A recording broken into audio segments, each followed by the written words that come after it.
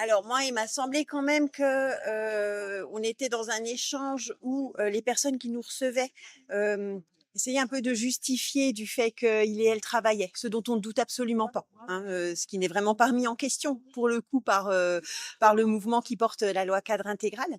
Heu, Est ressorti quand même au fur et à mesure, petit à petit, des manques de moyens qui sont, effectivement, le nerf quand même de beaucoup de réponses. Parce que quand on a beaucoup de dossiers à traiter, eh ben, il faut des moyens parce qu'il faut des gens pour le faire, des gens formés et en nombre, suffisant. Donc ça, c'est effectivement une réalité. Et puis ce qui est ressorti, c'est que il y a la justice, ce qu'elle fait effectivement, elle, dans son rôle, mais il y a tout ce qu'il y a avant, c'est-à-dire, la prévention, les services sociaux divers et variés, qu'est-ce qu'on met en place à l'école, dans les établissements, pour pouvoir repérer les cas de violence, pour pouvoir travailler sur le consentement avec les enfants. Et il y a aussi toute la question des violences autres. Il y a les violences gynécologiques, il y a les violences qui sont faites aux femmes migrantes aussi. Enfin voilà, c'est très vaste, hein, la loi cadre. Donc, quand on échange avec les professionnels de la justice, on n'est pas dans un cadre syndical en plus, hein. Donc, ils et elles sont dans un cadre professionnel, ne peuvent que représenter finalement l'institution et rendre compte de ce qu'elle fait.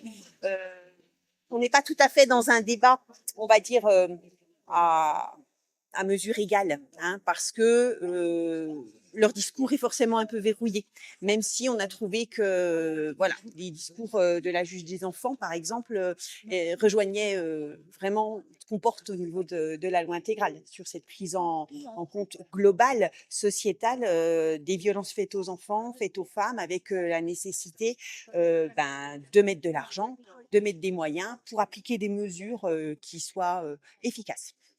Je qualifierais pas ça de langue de bois dans le sens où ils et elles sont au travail.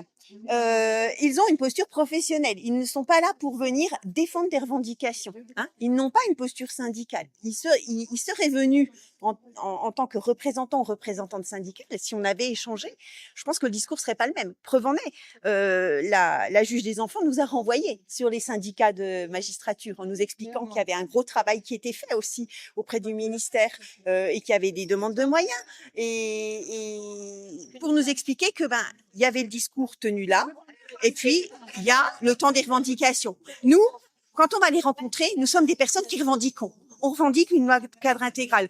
On est des représentants d'associations, on est des représentantes de syndicats, on est des individualités mobilisées, citoyennes, qui voulons que des choix politiques soient faits. Ce n'est pas à elles et eux de nous parler des choix politiques. Ils et elles sont là pour appliquer la loi dans un cadre qui évolue certes un peu de ce qu'ils nous expliquent, hein, parce ils nous ont dit qu'il n'y avait pas de trou dans la raquette en termes de texte selon elles et eux. Bon, moi je suis pas tout à fait d'accord. Je pense qu'il y a des lois qui peuvent être promulguées très claires, quand bien même elles ont un côté systématique, pardon. Elles peuvent être utiles. Je pense par exemple à l'interdiction d'être dans la vie politique à partir du moment où on était reconnu auteur de violences sexistes et sexuelles, hein, avec la levée de l'immunité parlementaire, avec la mise en mesure conservatoire automatique.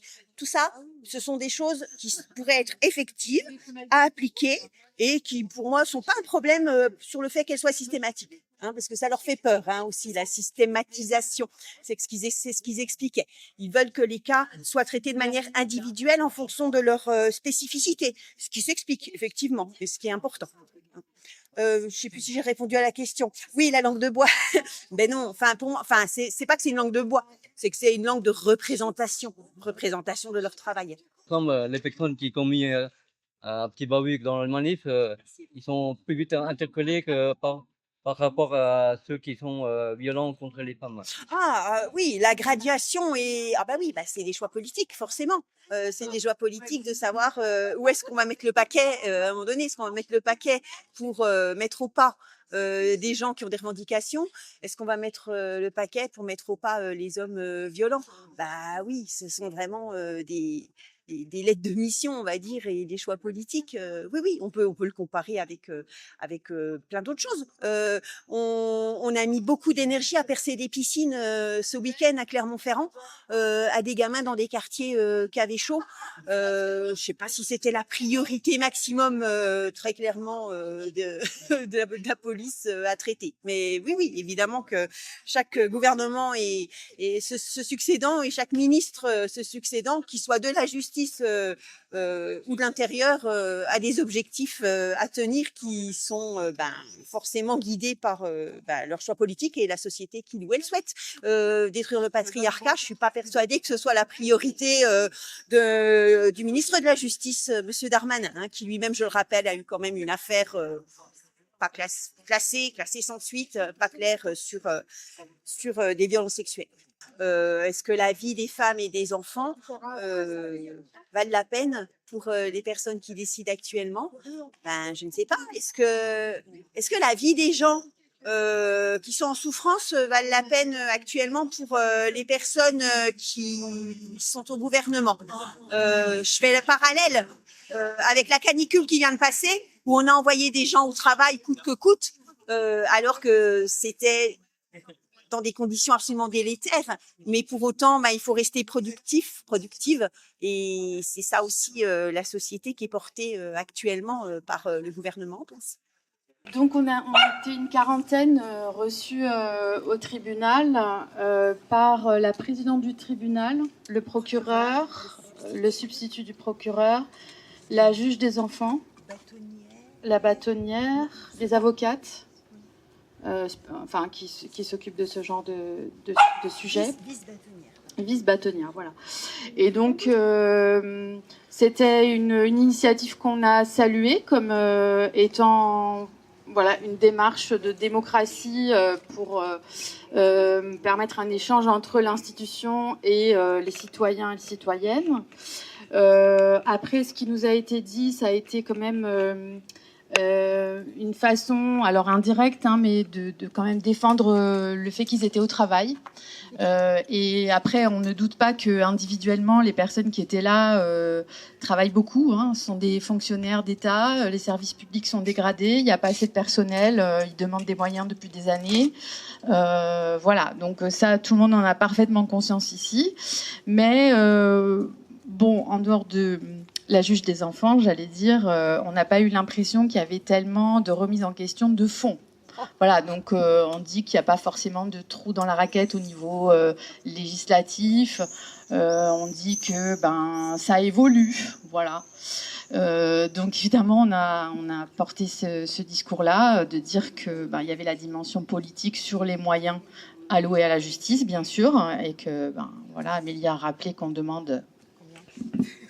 Combien demande beaucoup d'argent, 2,6 milliards d'euros.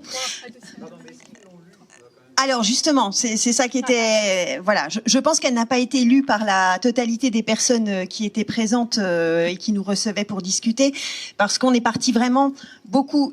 Alors c'est normal sur la justice, mais...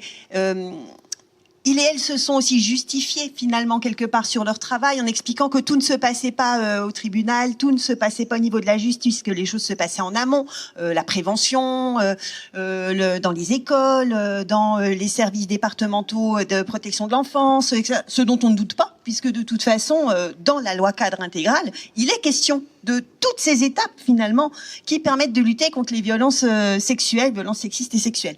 Moi, il me semble qu'on s'est retrouvé confronté finalement à deux visions. La vision de la justice qui se construit en interne avec des jurisprudences et une évolution de discussion de textes qui se fait lentement. Et puis notre vision à nous qu'on porte là avec ce cadre de loi intégrale qui est une vision que la loi décide ce qui se passe en fait et non pas l'inverse. Enfin l'associer, c'est-à-dire qu'en fait, il nous expliquait que la loi évoluait doucement avec la société. Mais là, je crois que la société, elle est prête pour donner des lois qui soient un petit peu plus radicales et qui remettent en question le système patriarcal. Et ça, c'était pas forcément. Enfin voilà, on sentait bien qu'on avait deux visions aussi de la chose. Alors et elles, qui sont des visions de l'intérieur, et puis nous peut-être de l'extérieur aussi, peut-être, mais pas que, parce que on avait l'impression qu'on avait une juge des enfants qui était plutôt dans cette optique-là aussi, et qui a à un moment donné même posé les mots en disant que, à un moment donné, la société effectivement pouvait décider que qu'il fallait que ça aille un peu plus vite, même si elle l'a pas dit tout à fait avec ces termes-là. Voilà. Je sais pas si j'ai d'autres choses à rajouter, peut-être d'autres qui étaient présentes. Complètement. Alors la juge des enfants a dit très clairement qu'elle était absolument, vraiment, enfin contente, c'est pas le mot qu'elle a dit, hein, mais satisfaite de voir que la société civile et citoyenne s'emparait finalement du sujet des violences faites aux enfants, des violences faites aux femmes. Elle a parlé plus spécifiquement des violences faites aux enfants parce qu'elle expliquait que, par exemple, au tribunal, quand il y avait des audiences qui étaient publiques, elle pouvait s'apercevoir que quand on parlait d'inceste, la salle se vidait, alors qu'avant on parlait d'un autre sujet, sans vouloir l'opposer, parce que je trouvais pas que c'était forcément pertinent. Il s'agissait de violences faites à des animaux. Pour moi, ça relève du même concept patriarcal, donc j'ai pas trouvé que c'était un exemple bien parlant pour autant. Mais voilà, que quand on parlait d'autre chose, ça intéressait parce que c'était du fait divers, et puis que finalement l'inceste n'intéressait pas. Et que pour elle, voir des gens réunis devant les tribunaux, voir que les associations enfantistes commençaient à se faire entendre, à être présentes, et voilà, elle l'a dit comme ça, pour elle c'était important parce que ça montrait que si la société s'emparait de ce sujet, eh bien on allait pouvoir finalement mieux légiférer, ça voulait dire ça. Donc pour moi c'était plutôt soutenant sur le fait de créer des lois spécifiques. Oui, donc la conclusion c'est qu'on fait bien d'être là.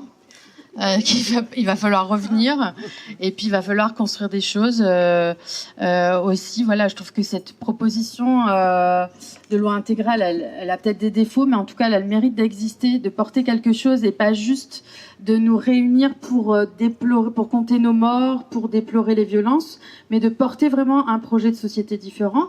Donc voilà, moi, ça m'a mis pas mal en colère sur certains points, mais par contre, ça m'a conforté dans le fait que on a parfaitement raison d'être là et qu'il faut rien lâcher et que on peut faire bouger quand même les choses, puisque là déjà le fait même qu'on nous reçoive, on peut s'imaginer que c'est aussi une façon d'endormir le citoyen, mais il y a quand même quelque chose, moi je trouve, d'une prise de conscience que dehors, de l'autre côté dans la rue, ça pousse et qu'ils vont pas pouvoir faire sans écouter ça.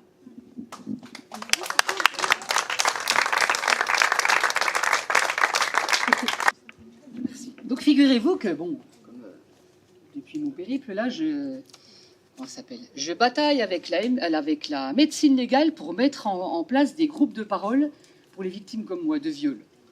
Et je trouve ça abominable qu'il n'y en ait pas encore, en fait. Parce que, à la médecine légale, non. On m'a demandé de créer un petit flyer pour que je puisse faire venir d'autres victimes. À moi, on me l'a demandé. Elle a demandé à Madame Martin, la responsable de la médecine légale. C'est phénoménal, en fait. C'est phénoménal comme on est méprisé. Je vous assure, hein, en tant que victime, comme on est méprisé de partout, en fait. Comme il faut batailler, déjà pour pouvoir retrouver sa dignité et tout. Je peux vous dire que c'est le parcours du combattant. Moi, depuis 2023, c'est le parcours de la combattante, en fait. Toute seule, en fait. Voilà. Voilà, c'est tout. Puis, vous allez voir que la loi intégrale, là, vous allez voir qu'elle passera même pas, en fait.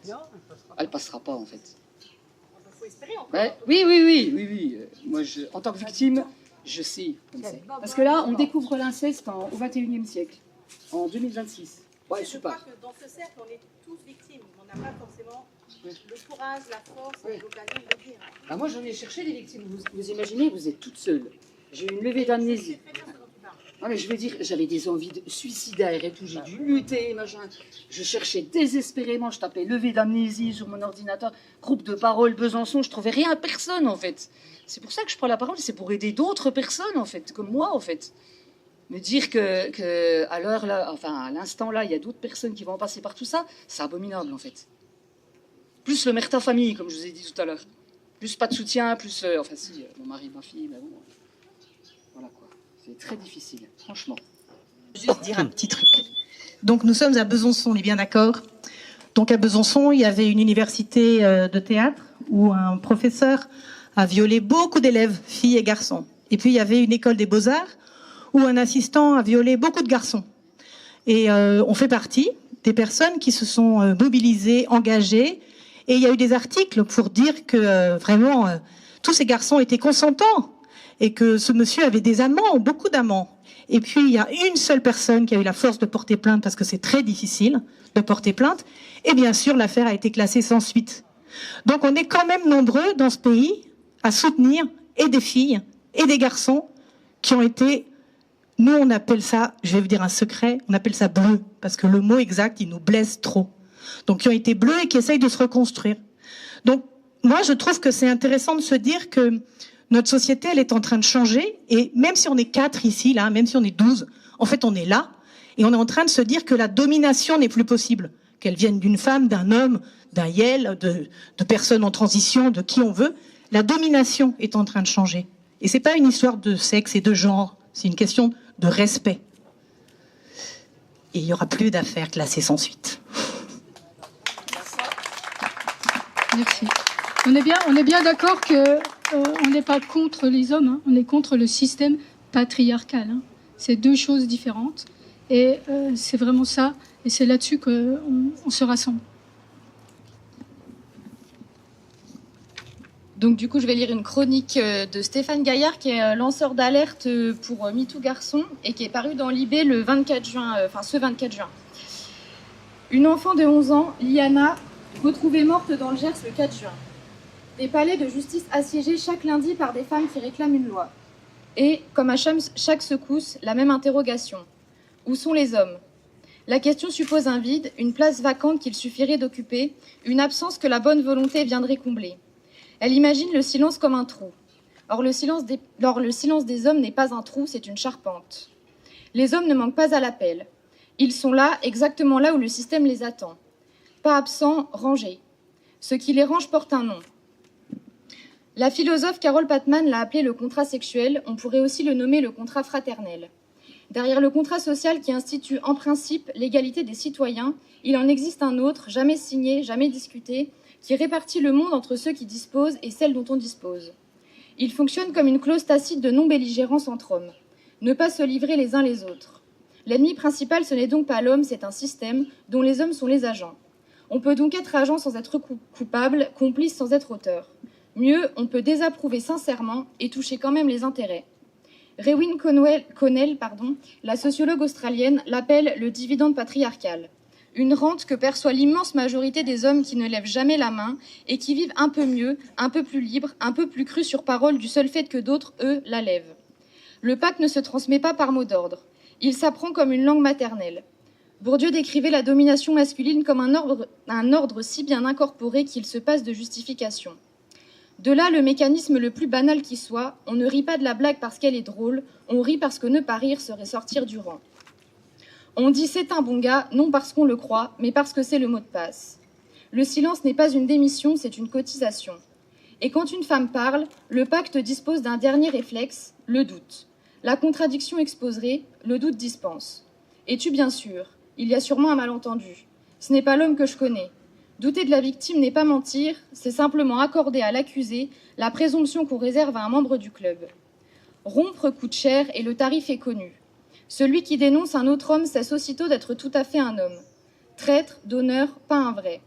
Voilà pourquoi la question « Où sont les hommes ?» est mal posée. Elle est trop indulgente. En cherchant les hommes, on les suppose ailleurs, en retard, attendus et elles leur temps, sans y prendre garde, le seul rôle viril encore vacant. Celui du renfort, du sauveur, du chevalier tardif qui survient à la fin pour réparer ce que d'autres ont brisé. Or, les hommes ne sont pas en chemin, ils sont déjà là, ils n'ont jamais quitté la pièce. La bonne question n'est donc pas où, mais quoi. Que font-ils pendant ce silence qu'on leur reproche ? Ils ne font pas rien. Ils cotisent, doutent de celle qui parle, trouvent l'excuse, resserrent le rang. Le silence n'est pas leur absence, c'est leur occupation.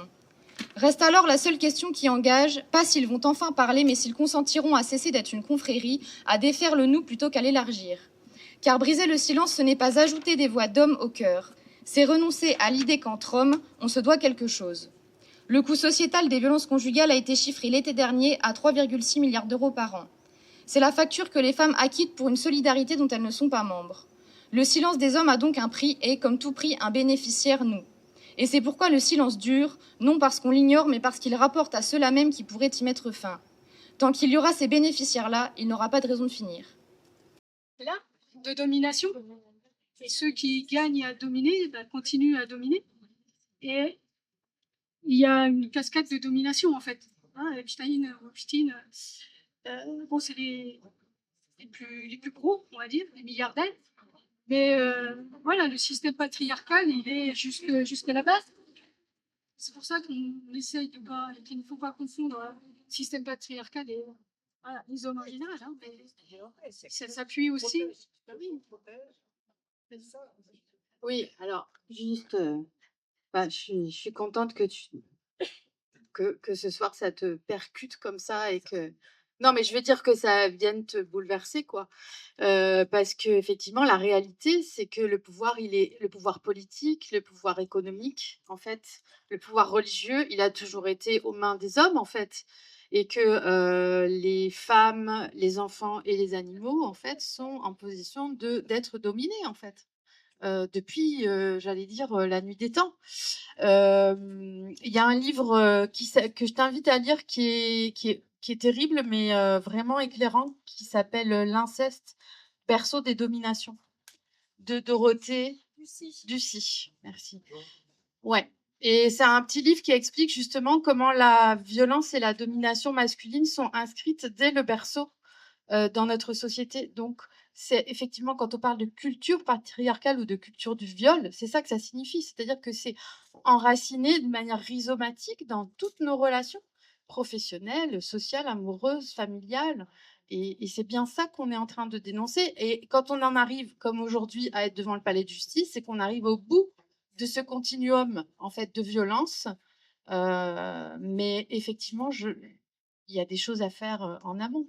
Et c'est ça qu'on a envie de changer collectivement. À bas le patriarcat! À bas le patriarcat! À bas le patriarcat! À bas le patriarcat! À bas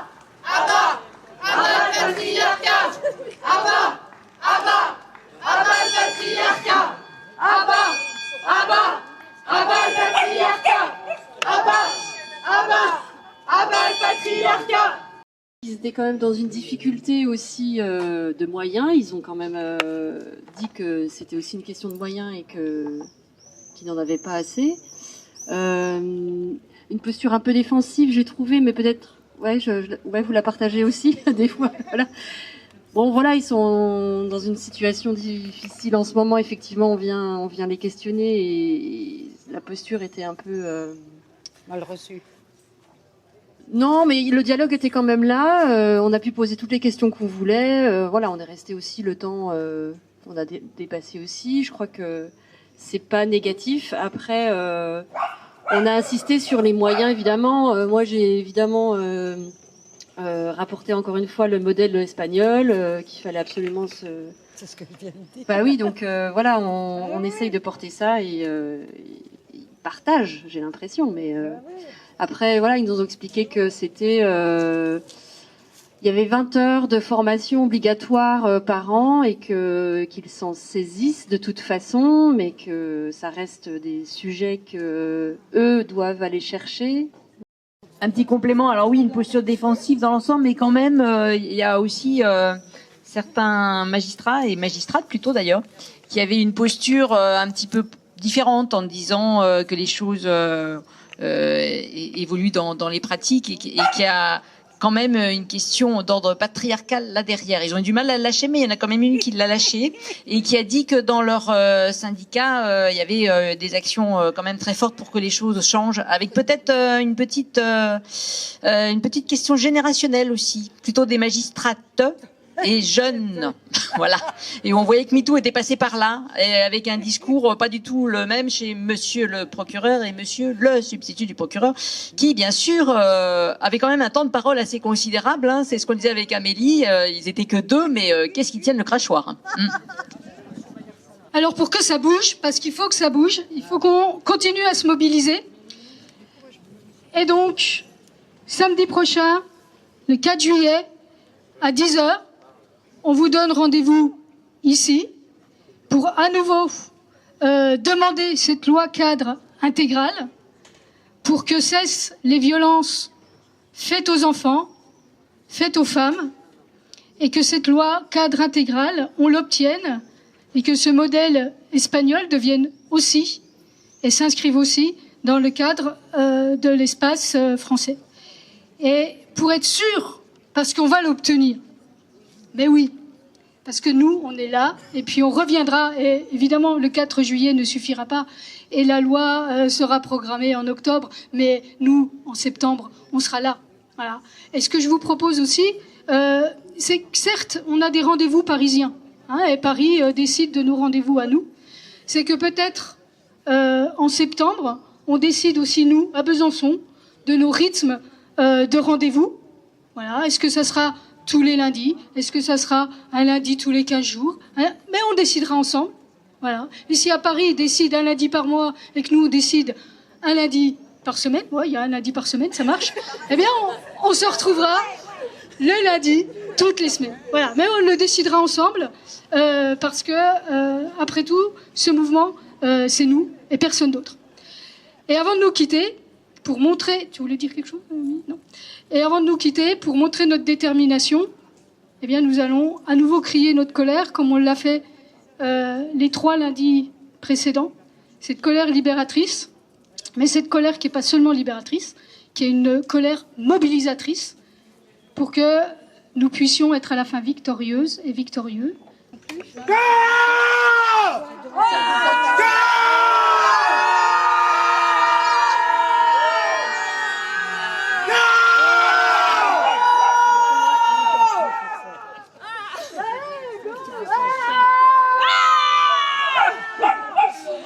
Mercredi.